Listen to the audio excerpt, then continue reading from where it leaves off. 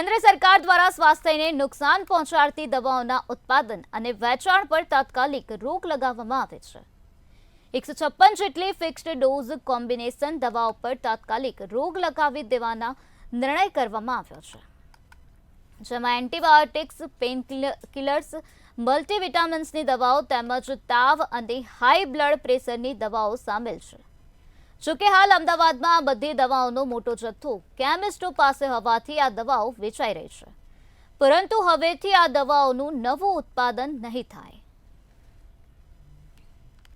આપણા શરીરમાં જે થેરાપી હોય એમાં કેટલીક ઇરેશનલ ડ્રગ છે કે જે કોમ્બિનેશનો બનાવી અને માનવ શરીરને ખૂબ નુકસાન કરતા હોય છે, એની ઉપર બહુ મોટો રોક લગાવ્યો છે। જેમાં ચામડીમાં બનતી, માથાના વાળ માટે વપરાતી મિનોક્સિડિલથી લઈ તાવ માટે વપરાતી એસેફેનિક વિથ પેરાસિટામોલ, આ બધી દવાઓ ઉપર કંટ્રોલ કર્યો છે। પણ ઘણા ઇન્જેક્શન, મેફેનિક એસિડ અને પેરાસિટામોલ ઇન્જેક્શન બંધ કરાવ્યું, સિરપ ચાલુ છે।